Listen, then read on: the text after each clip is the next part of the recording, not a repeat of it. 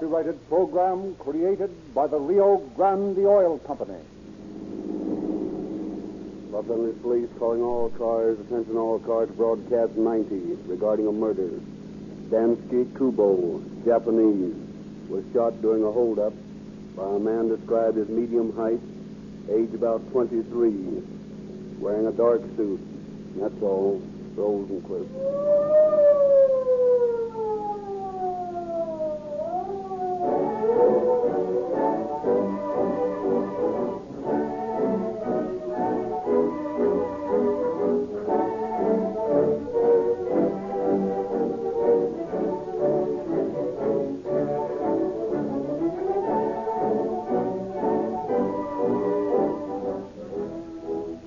In the thrilling true story to follow, you will hear police cars roaring down the street at full speed, sirens shrieking, shots flying, as the police cars steadily close in on the escaping bandits.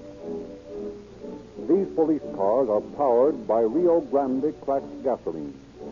In fact, more police cars, fire engines, ambulances, and other emergency equipment are powered by Rio Grande cracked than by any other brand of gasoline. When cities such as Los Angeles, Oakland, Berkeley, Fresno, Phoenix, and counties such as San Diego and Maricopa decide upon Rio Grande cracked gasoline, can you ask for better proof that Rio Grande cracked has distinct advantages over every other gasoline? Actual tests have convinced these cities that their emergency engines get greater speed, greater power, greater economy with Rio Grande cracked. And the explanation for this superior performance lies in an exclusive refining process. No other gasoline in the West is licensed to use the patented Sinclair cracking process. Rio Grande's new cracking plant is the finest in all America, and it produces a gasoline that has no equal. It costs Rio Grande more to make this finer gasoline, but it costs you no more.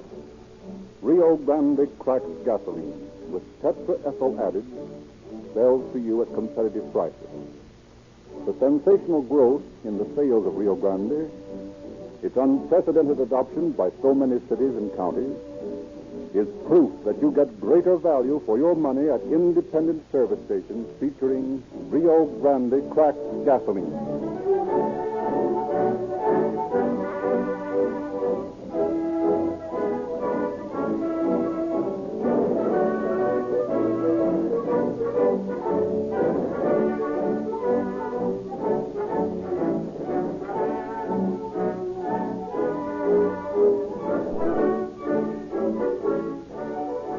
Now we are privileged to introduce Chief James E. Davis of the Los Angeles Police Department, who has a word for you. Chief Davis. Good evening, friends. You have heard many romantic tales about the Canadian Mounted Police, who always get their man. About Scotland Yard, the long arm of which extends around the world.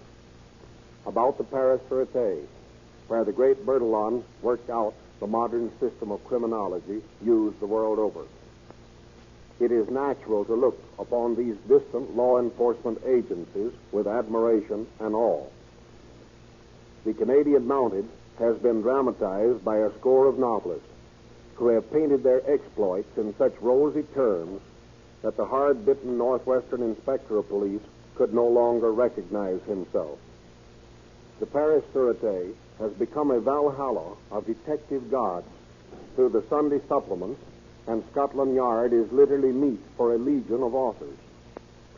Your Western police are just as capable, have just as fine a reputation, and solve just as many crimes. But until Bill Robson began to dramatize their efforts on calling all cars, they had no spokesman who could inform you of their activities. Robson's work differs from these other romancers to whom I have referred, for everything he tells you in these programs is fact, grounded on the documents contained in the police files. We, too, get our man. Our long arm also reaches to distant points. our percentage of unsolved cases is phenomenally low. Tonight's story is an example of the unflagging zeal of your police officers. Once a crime is committed, they never forget. It may take years, but sooner or later, they bring the criminal to justice. An unfinished case is a constant challenge. We never cease to work upon them until we can write closed across the file. The case Robson has dramatized for you tonight took 5 years to close. But in the end, the murderer for whom we were searching paid his bill. How, you soon will see.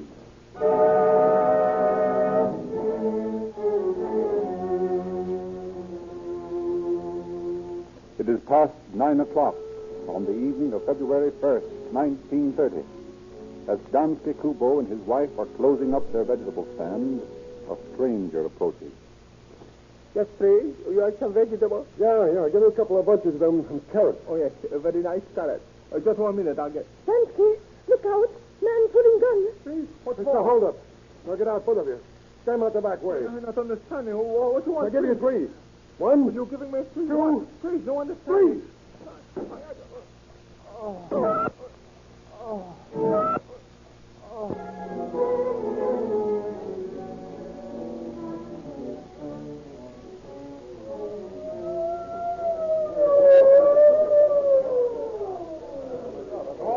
All right, folks. Stand back here now. Stand back Trouble here. here. Who's been shot? There's Doc here. There's his wife.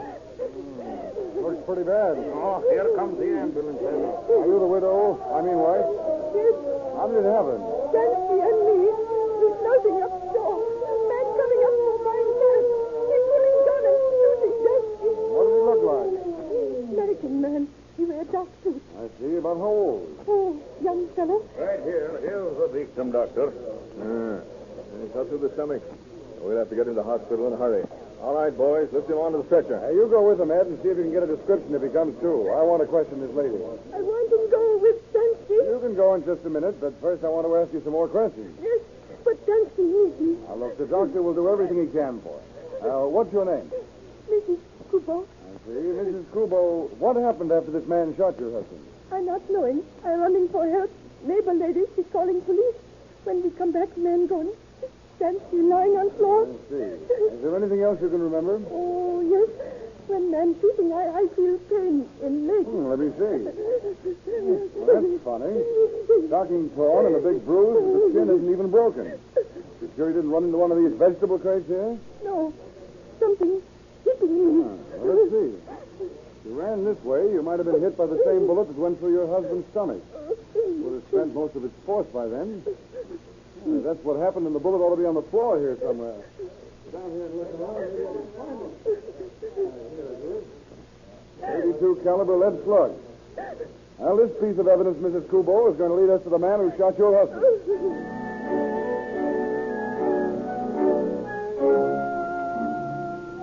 A little later the same evening, 2 officers are staked out in a darkened prowl car, watching a parked sedan a half block away.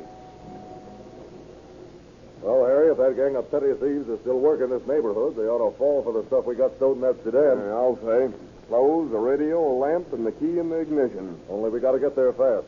I ain't hankering to lose that brand new car of mine. Yeah, you won't. Yeah, there's a couple of young fellows looking it over now. Yeah, they've opened the door. Come on, slip her in the gear and don't make any noise about it.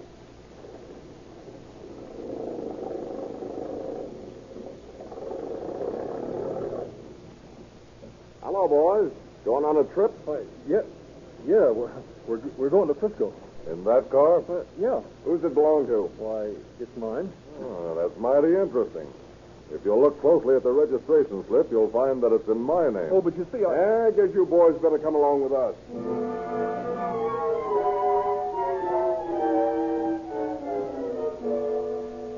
You see, it was this way. We made a mistake. We honestly thought that was our car. I guess somebody stole ours. It was the same model. Yeah, that's likely. And of course you had nothing to do with that apartment robbery on New Hampshire the other night. No, I don't know anything about it. And you weren't the guys who knocked over the drugstore on South Catalina 2 weeks ago, huh? Of course not. Hey, Harry, here's a telegraph flash just came in about a shooting. Somebody shot a Japanese food man at 54th and Hoover a couple hours ago. This fellow's got a gun? Yeah, I found this revolver on Hayes here. 38. According to the flash, this Jap was shot with a 32. Well, they probably threw their 32 away after the shooting. Wait a minute.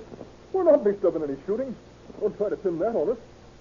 Sure, we did those jobs you've been talking about, and a couple more, but we didn't shoot anybody. We'll see about that. The Japanese isn't dead yet. Or you better take these guys over to the receiving hospital and see if you can identify them. Okay.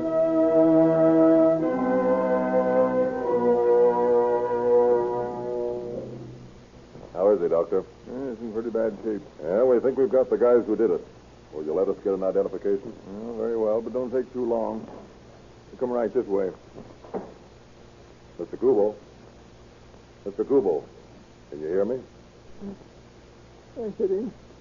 Mr. Kubo, look at those two men here. Was either of them the man who shot you? It's hard for seeing.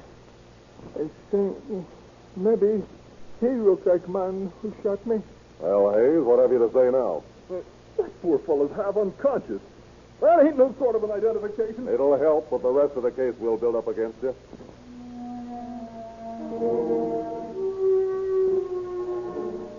Following his identification of Hayes as his murderer, Kubo dies without regaining consciousness. And the noose tightens about the neck of Hayes when Mrs. Kubo also identifies him as the murderer, and when his story is shot full of holes by the investigation of the officers. But as plans for the prosecution of Hayes as the murderer of the Japanese are carried forward, the district attorney receives a letter which causes him to send for the officers who were investigating the case.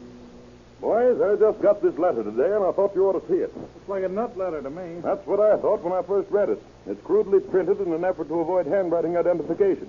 But the writer of it is too well acquainted with the circumstances of that Kubo shooting to be entirely disregarded. He says that Hayes is innocent of the Kubo murder, claims he did it himself, and tells us to drop murder charges against Hayes or go out and murder another Japanese to prove that we're wrong. That's a pretty drastic threat. Any clues on the letter that would indicate who sent it? Of course not. You wouldn't expect any, would you? No. Now, it looks like this to me. We haven't got a strong case against Hayes for murder. It's pretty weak circumstantial evidence. We got the slug and the shell it came from.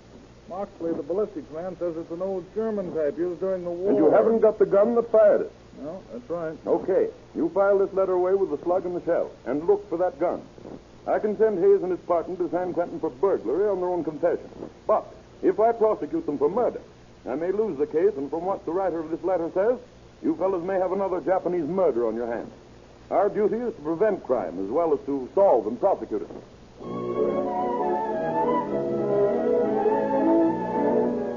So Hayes is sent up for burglary, and the bullet and note are sent to the files for future reference.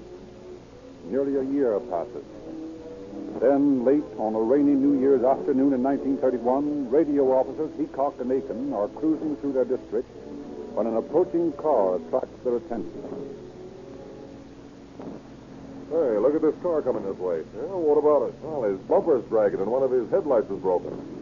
Must have had an accident. Still, he oughtn't to drive with his bumper dragging and the light out. Might be a hit-and-run driver. I think we better talk to him. Swing around. Hey, he knows we're after him. He's trying to get away. Step on him. Hey, look. He's throwing stuff out of the car. Papers. Probably evidence of some sort. Hey, there goes something heavy. Hey, the guy's nuts. He's throwing away money. Coins and bills are all over the street. Yeah, and we can't stop. Hey, look at all those $5 bills blowing past us. He's going to smash into somebody. He's doing 65 mil. Better try to put a shot into his tire. Okay. Hey, he's turning that corner to get out of range. Oh, he did it. Well, that's it. Pull up. Well, buddy, what's the big idea? I ain't talking. Now, I'll slip your wrists into these bracelets, and we'll see about that. You can't pinch me. I ain't done nothing. Except driving like a maniac. You're under arrest for reckless driving. Come along now like a good boy.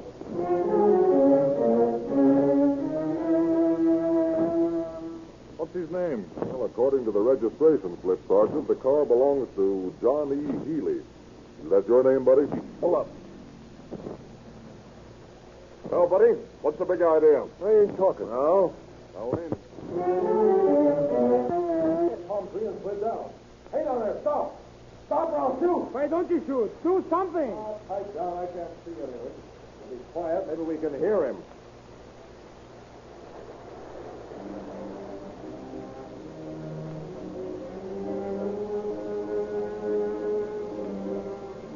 In 5 minutes, the hood around 77th Street Station is swarming with officers, but John Healy had successfully made his escape. The prisoner's disappearance stimulates Castle to greater effort in the hunt for the gun, which he suspects he can link to the Kubo killing. Although he searches the streets half the night, he's at it again shortly after dawn. But the only reward he and his partner, Jake Kirk, receive for their efforts as they retrace the course of the speeding getaway car is a few coins and a couple of rain-soaked dollar bills. And then, just as they're about to give up, a little girl approaches them. You're a policeman, aren't you? That's right. Why? I'll bet you're looking for a gun. You bet we are. Did you find it? No, but my little brother did. Where is it? He's out in the backyard now trying to make it cute. Come on, Kirk. There he is, yanking at the trigger. Heaven help us and him if that safety isn't on. Here, little boy. Let me see your nice gun. No, it's Tommy's gun. Tommy play gangster. Now, listen, Tommy, you let us see it. We'll give you a nice lollipop if you let us see it. No, don't want lollipop. Just gonna have to rush him, cuz. Come on. All right, come on now. Give me back my gun. Now, here, little girl. Here's a nickel. Buy your brother a lollipop or an ice cream cone or something. Come on, Kirk. Let's get this thing into Moxley and see what he has to say about it.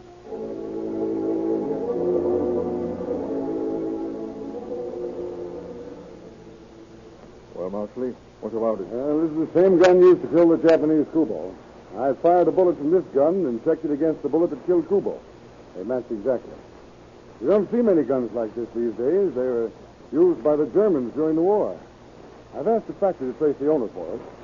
I already know the answer to that one. The owner is John Healy. But that don't do us much good.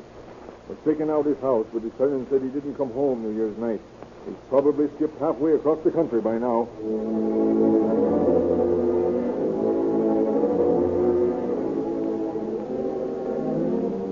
As a matter of routine, officers checked the report that the gun had been sold to Healy's father in Hudson, Massachusetts in 1922. Mr. Healy denies this fact, but officers find in his garage the original carton in which the gun had been sold. But they find no trace of Healy. 1, 2, 3 years pass, and then one day early in 1934, Captain Bert Wallace of the Homicide Squad, reviewing unsolved cases, comes upon the Kubo murder. Impatiently, he calls in Detectives H.M. Ledbetter and D.H. Patton. Boys, here's a case I want you to get to work on. What is it, Bert? That Kubo killing. Remember it? Oh, yes. They caught the guy, and he broke out of 77th Street. Isn't that the one? That's it. The shooting happened 4 years ago. The suspect escaped 3 years ago. With the exception of an occasional check on the home of his parents, nothing else has been done. I want you boys to get on it right away and clean it up. Any leads? Only this. Healy was a salesman for the Piggly Wiggly stores at one time. That's all we need. Come on, Pat. Working on the thin clue that Healy had once been employed for the Piggly Wiggly stores, the detectives set out to trace the murderer. A week's work brings them back jubilant to Captain Wallace's office. Well, boys, you got anything for me? Plenty. Here's Healy's written application for work. The handwriting checks in many respects with the lettering on the anonymous note sent to the DA when Hayes was accused of the murder. Fine. And what's this? Healy's picture. His picture. Where did you get it? Well, according to this application, Healy had worked for the A&P back in New York. We asked the New York police to work with us, and in no time, the A&P personnel department sent us back this picture and a letter saying that Healy had worked for them, and during the time he was employed, several burglaries occurred in his store.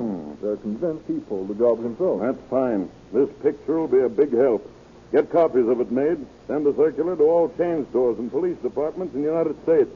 And send the picture to the detective magazine. And by the way, you better ask those Calling All Cars boys up at Rio Grande to help, too. You know, that Calling All Cars news of theirs gets out to about 500,000 people. Okay, Captain. Across the country goes Healy's picture to police departments, to sheriff's offices, to postal authorities, to millions of readers of detective story magazines. Then on the 26th of last March, the phone in the sheriff's office in Framingham, Massachusetts rings. Sheriff's office? Sheriff. You better get down here to the bus station quick. Why? Well, there's a guy down here by the name of Healy. He's wanted in Los Angeles for murder. How'd you know? Oh, I read the detective story magazine. I got a picture of him right here.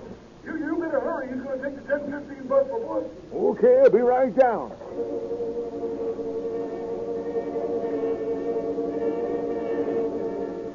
Yeah, I'm glad you got here, Sheriff. Yeah, where is this bird? He's sitting right over there in the gray suit. Yeah, where's his picture? Right here in this here magazine. Golly, you're right. Come on. Your name, Healy? What's it to you? Plenty. I'm the sheriff. Oh, what of it? You're under arrest. What for? Murder in Los Angeles 4 years ago. What did I tell you, Sheriff?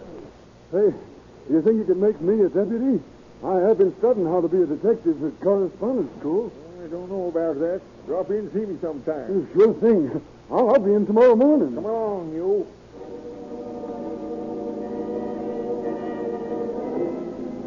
Informed of Healy's arrest, Captain Wallace sends Detective Ledbetter to Framingham to claim the prisoner.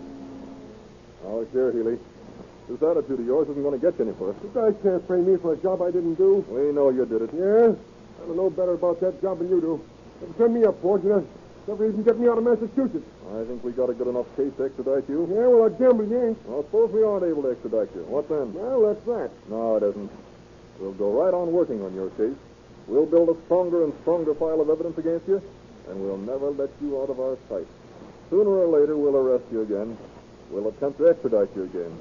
If we fail, we won't quit. We'll go on working on you, and in some other state, at some other time, we'll have you arrested again. We won't stop until you come back to Los Angeles and face trial. I'm innocent, I tell you. So much the better. Then come on back and face trial and get the thing over with once and for all. You can't railroad me. I'll beat the rap. That's fair enough. Once you clear yourself in the courts of the charges we hold against you, we're no longer interested in you. So long as you don't break the law again. Okay, Ledbetter, I'll go back with you. I'll fight your charges in court. I'll make you the biggest monkey in the 11 Western states. All power to you, my boy, if you can do it.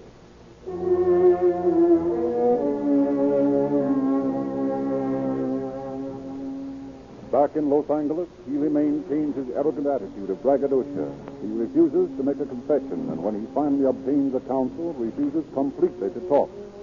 The burden of the proof must rest with the prosecution, for Healy pleads not guilty to the charge of murder when he finally faces the bar of justice and settles down to listen to the prosecution state its case.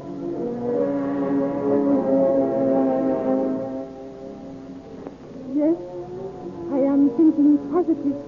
This is man that killed my husband.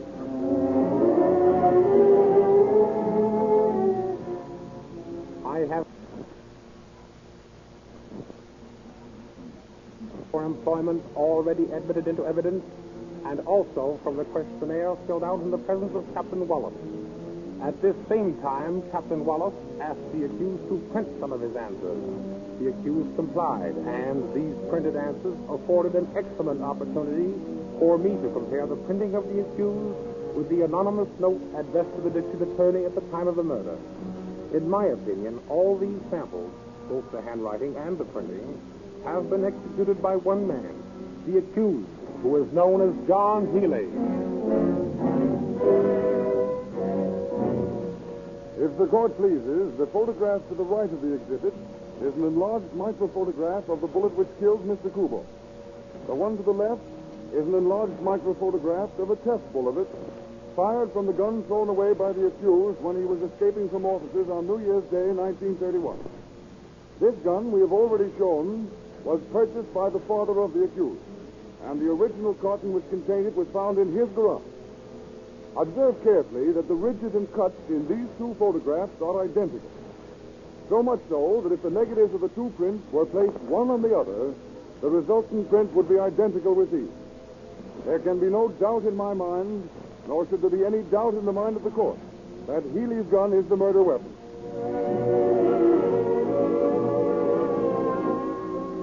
That's the gunner. He's the one who stole my money. The one who held me up. It was New Year's Day. And then threw my money all over the streets of Los Angeles.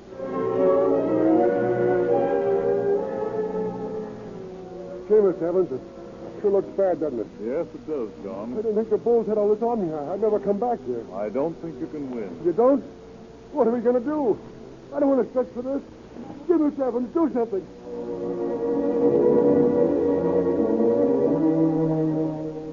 Your Honor, my client and I have heard enough testimony to give us a profound respect for the work of the police and the prosecution in preparing their case. Rather than cause the state a costly and expensive trial, rather than cause any further inconvenience, my client throws himself upon the mercy of the court, convinced that that mercy will be a just one. My client admits that he's guilty of killing Dansky Kubel. Furthermore, he admits that he is guilty of robbing the drugstore on New Year's in 1931. But there are mitigating factors, Your Honor. Factors which in the administration of justice, Your Honor, must take into consideration. This poor boy was a user of narcotics, an unfortunate slave to the pernicious narcotic traffic. Underpaid, he found he could not earn enough to satisfy the cravings of his vice.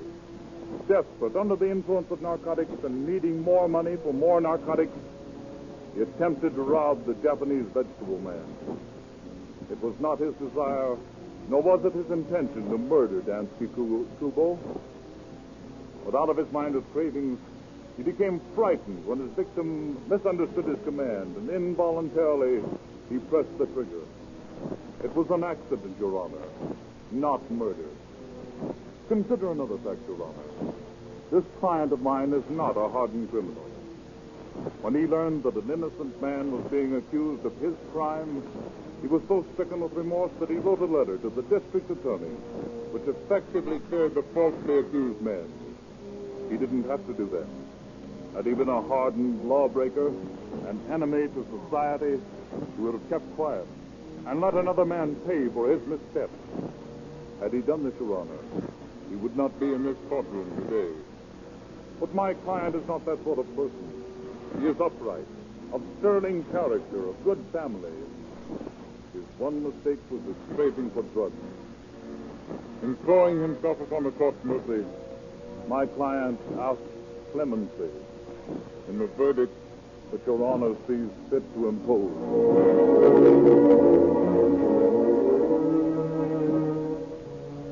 John Edward Healy, stand and face the court. Before I pass judgment upon you, have you anything to say? No, nothing to say. John Edward Healy, you have committed a serious crime. The most serious crime a man can commit. You have taken the life of a fellow man. In a court higher than this, you will meet your final judgment. But in consideration of the fact that you have thrown yourself upon the mercy of the law, this court finds you guilty of second-degree murder and sentences you to San Quentin Penitentiary for from 5 years to life.